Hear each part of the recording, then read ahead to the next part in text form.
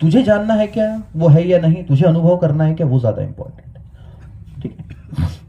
तो ज़ेन की एक कथा है कि एक आदमी निकला पड़ा था ये पता करने कि गुरु कहाँ पे है, उसका गुरु कहाँ पे है। तो अलग अलग फकीरों के पास जाता था, किसी से पूछता था कि क्या आपके पास है, जिसने कहा हाँ, तो उसके दिमाग में वो कथा फिक्स थी, बिल्कुल फिक्स थी। तो जैसे किसी ने हाँ कहा वो निकल जाता था दूसरे गुरु के पास। ऐसे कई सालों तक वो भटका, और सालों के भटकन के बाद एक जंगल से वो अपना रास्ता तय कर रहा था दूसरे तीसरे और गुरुओं के पास। तो एक जंगल में उसे एक फकीर दिखा जो नदी के किनारे बैठा था, बड़ा शांत, सरल, एकदम मौन। उसे क्या पता क्यों, लेकिन ऐसा आकर्षित जैसे हुआ, चुंबक की तरह वो खींचे चले गया उस इंसान के पास।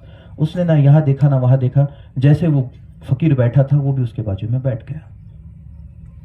पूरा दिन गया, जब इसने आंख खोली तो इसे पता चला कि सुबह में बैठा था, शाम हो गई। वो आदमी उसे अच्छा लग गया। वो आदमी भी बड़ा खतरनाक था, उसने पूछा भी नहीं कौन है क्या है किधर से है, कोई लेना देना नहीं। वो अपना उठा, थोड़ी देर के बाद कुटिया में गया, चाय बनाए, पी लिया, वापस आके बैठ गया। ये भी अपना उठा गया, खुद की चाय बनाई, पी लिया, वापस आके बैठ गया। ऐसे 8 दिन गुजर गए।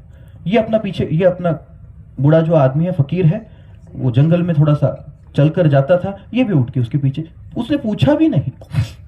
8 दिन के बाद उस फकीर ने उसके पास जाके कहा कि मुझे स्वीकार है तो शिष्य की तरह। अब उसे कुछ समझ ना आए। उसने पूछा कि 8 दिन निकल गए, आज कैसे क्या, आज आपको याद आई, आज आपने मुझसे बात की, आज तक मैं आपको दिखा भी नहीं। उसने कहा कि क्योंकि तू सवाल लेकर घूम रहा था, जवाब की कोशिश में नहीं था। तेरे दिमाग में ये जो चीज थी कि गुरु से अगर पूछा जाए कि पहुंचा है या नहीं, तो शिष्य से भी ये पूछा जाना चाहिए कि क्या तू शिष्य है भी या नहीं। तू खुद को शिष्य के रूप में भूल गया तो तुझे गुरु मिल गया, और जब तक तेरा सवाल नहीं मिट जाता तब तक तुझे गुरु नहीं मिल सकता था। ये एक पर्टिकुलर स्टोरी है इससे रिलेटेड। दोनों ही इंपॉर्टेंट है, मैं कहूंगा। शिष्य भी जरूरी है और जवाब देने वाला भी जरूरी है और लेने वाला भी जरूरी है।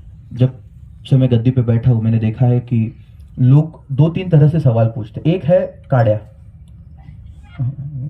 तो चल आते हैं ना कुछ लोग बड़े बुद्धिमान कि चलो ऐसा कुछ पूछेंगे कि महाराज की माँ बहन अम्मा अम्मा कर देंगे, अपनी बुद्धि दिखाएंगे। अभी बुद्धि का मेरे 4वीं पास हूँ, पीएचडी करके रखी है मैं। तुम्हारी मास्टर्स भी जब कंप्लीट नहीं हुई थी 23 साल की उम्र में, तब पीएचडी ली थी मैं। ठीक है। दूसरा एक आता है जो सच में क्यूरियस होता है, लेकिन उसको ज्यादा लेना देना नहीं होता सवालों से। जैसे बच्चा सवाल पूछता है, ऐसा क्यों, वैसा क्यों, ये क्यों, वो क्यों। छोटा बच्चा होता है, वो माँ से, इससे, उससे कुछ भी पूछते रहता है। तुमसे भी पूछा होंगे छोटे बच्चे ने, ऐसा क्यों। उसको जवाब नहीं जानना, बस उसको पूछने की ये है तलब है, तो वो पूछता रहेगा, ऐसा क्यों, वैसा क्यों, ये क्यों, वो क्यों। ऐसे कुछ लोग भी होते हैं जो बस पूछना इसलिए पूछते हैं, उनको जवाब से लेना देना नहीं। और तीसरा प्रकार होता है शिष्य का या सच में जानने वाले का, जो सच में इसलिए पूछ रहा है क्योंकि उत्सुकता है, वो सच में जानना चाहता है उस चीज के बारे में। तो मैं कहूंगा दोनों ही इंपॉर्टेंट है, लेकिन जो पूछने वाला है वो ज्यादा इंपॉर्टेंट है इस हिसाब से कि जब पूछने वाला सही सवाल पूछेगा तो अगर सच में कोई गुरु पद पे है तो सही जवाब ही मिलेगा।